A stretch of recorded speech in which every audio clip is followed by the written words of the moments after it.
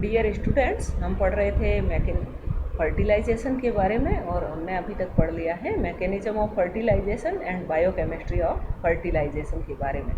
आज हम पढ़ेंगे पॉलीस्पर्मी यानी कि बहु शुक्राणुता क्या होता है और इसको किस प्रकार से रोका जाता है।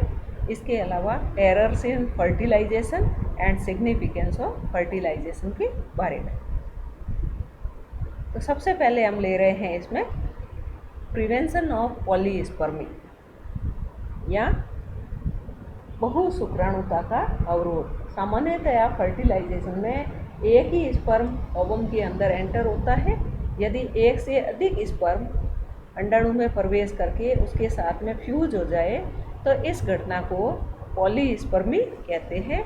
यह दो प्रकार की होती है, physiological polyspermy and pathological polyspermy. तो पहली है फिजियोलॉजिकल पॉलीस्पर्मी यानी कि कार्य की बहु शुक्राणुता। यह अतिपीत की अंडे यानी कि पॉलीलेसिटल एग्स में, जैसे इस प्रकार के अंडे इंसेक्ट्स में, इलेज्मोब्रैंक में, यूरोडेला, रेप्टाइल्स एंड बर्ड्स में पाए जाते हैं। तो पॉलीलेसिटल एग्स में फिजियोलॉजिकल पॉलीस्पर्मी जो है वो एक सामान्य रूप से घटित होने वाली घटना है। तो इसमें बिना किसी बाधा के एक से अधिक शुक्राणु अंडाणु में प्रवेश करते हैं, लेकिन इनमें से एक शुक्राणु अंडे के केंद्रक के साथ में फ्यूज होता है और शेष जो शुक्राणुओं के केंद्रक नष्ट हो जाते हैं। तो इस प्रकार की पॉलीस्पर्मी को फिजियोलॉजिकल या कार्य की बहु शुक्राणुता कहते हैं।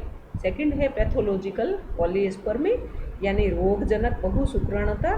यदि शुक्राणु समूह अपरिपक्व या अधिक परिपक्व अंडे के चारों तरफ एकत्रित हो जाए और एक से अधिक शुक्राणु अंडाणु में प्रवेश कर जाए और सभी शुक्राणु अगर एम्फीमिक्सिस में भाग लेते हैं तो ऐसी अवस्था में भ्रूण मृत होते हैं या एम्ब्रियो जो है वो डेड हो जाता है। जैसे अगर सी अर्चिन में दो स्पर्म ओवम के अंदर एंटर हो जाए और एग न्यूक्लियस के साथ में फ्यूज हो जाए तो जाइगोट का न्यूक्लियस जो है उसमें गुणसूत्रों की संख्या 3n यानी ट्रिप्लॉइड हो जाएगी। और जब यह आगे क्लीवेज अवस्था में जाएगा, विदलन की अवस्था में जाएगा, तो बनने वाली कोशिकाओं में गुणसूत्रों की संख्या असामान्य होने के कारण भ्रूण जो है मृत हो जाता है। Slow block of polyspermy. पीछे हमने पढ़ा था कि पॉलीस्पर्मी जो है की घटना को दो प्रकार से रोका जाता है। एक था उसमें first block of polyspermy and second था स्लो ब्लॉक ऑफ पॉलीस्पर्मी। तो फर्स्ट ब्लॉक टू पॉलीस्पर्मी में अंडे की जो झिल्ली है उसमें शुक्राणु की झिल्ली से फ्यूज होने की क्षमता पाई जाती है, लेकिन एक स्पर्म के प्रवेश के बाद में एग की मेम्ब्रेन जो है उसकी यह क्षमता समाप्त हो जाती है और सोडियम आयन की सांद्रता अधिक होने से एग के साइटोप्लाज्म में सोडियम आयन की सांद्रता कम होती है, लेकिन कैल्शियम आयन की सांद्रता एग के साइटोप्लाज्म में अधिक होती है जबकि बाहर की तरफ कम होती है। इसके कारण सोडियम आयन जो है भीतर प्रवेश करने लगते हैं और पोटेशियम आयन बाहर की तरफ प्रवेश करने लगते हैं, जिससे कि एग प्लाज्मा मेम्ब्रेन डीपोलराइज हो जाती है, विध्रुवित हो जाती है और इसके कारण पॉलीस्पर्मी की घटना को रोका जाता है। स्लो ब्लॉक टू पॉलीस्पर्मी यह कॉर्टिकल ग्रैन्यूल्स के द्वारा किया जाता है। कॉर्टिकल ग्रैन्यूल्स फटती है और उसमें उपस्थित पदार्थ मुक्त होता है जो कि प्लाज्मा मेम्ब्रेन के साथ में मिलकर के फर्टिलाइजेशन मेम्ब्रेन का फॉर्मेशन करता है या निषेचन कला का निर्माण करती है और जिसके कारण कि एक से अधिक शुक्राणु अंडाणु में प्रवेश नहीं कर पाते हैं।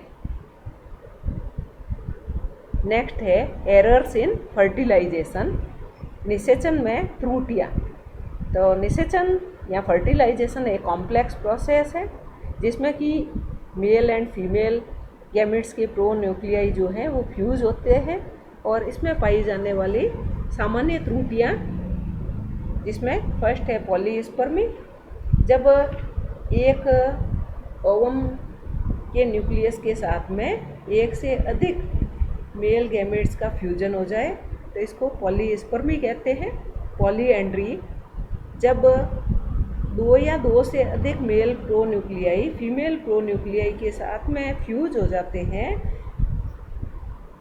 तो इसमें, क्योंकि प्रॉक्सिमल सेंट्रियोल सभी के द्वारा प्रोवाइड कराया जाता है, तो त्रिध्रुवीय या चतुष्ध्रुवी एस्टर रेज का फॉर्मेशन होता है और इसमें 3 या 4 ब्लास्टोमियर्स का फॉर्मेशन होता है। और प्रत्येक कोशिका में क्रोमोसोम नंबर्स जो हैं वो अलग अलग होते हैं और इसमें भ्रूण का पूर्ण परिवर्धन नहीं होता है, पहले ही उसकी मृत्यु हो जाती है।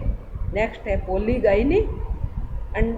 इसमें oogenesis में जब मियोटिक डिवीजन होता है और उसके फलस्वरूप पोलर बॉडीज़ बनती हैं और पोलर बॉडीज़ बनने के बाद में अगर ये अलग नहीं होती हैं और किसी एक मेल प्रोन्यूक्लियस का 2 फीमेल प्रोन्यूक्लियस के साथ में फ्यूजन हो जाता है तो इस घटना को पॉलीगाइनी कहते हैं।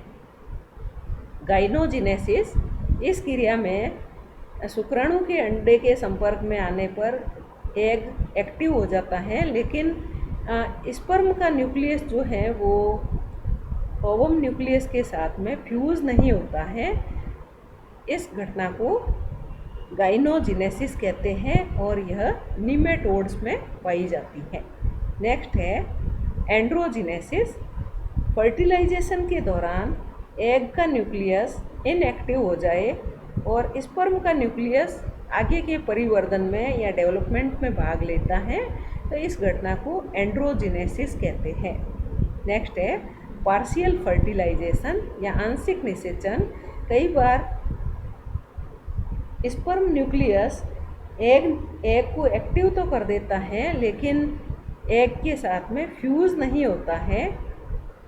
अंडे के विभाजन के द्वारा ब्लास्टोमियर्स का फॉर्मेशन होता है और फिर स्पर्म का न्यूक्लियस किसी एक ब्लास्टोमियर के न्यूक्लियस के साथ में फ्यूज हो जाता है तो इस घटना को पार्शियल फर्टिलाइजेशन या आंशिक निषेचन कहते हैं।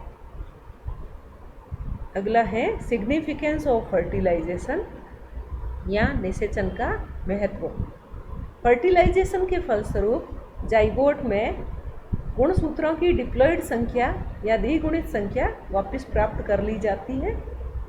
मैटरनल एंड पैटर्नल क्रोमोसोम्स का संयोजन होता है और इस प्रकार से विभिन्नताओं वाली संतति उत्पन्न होती है।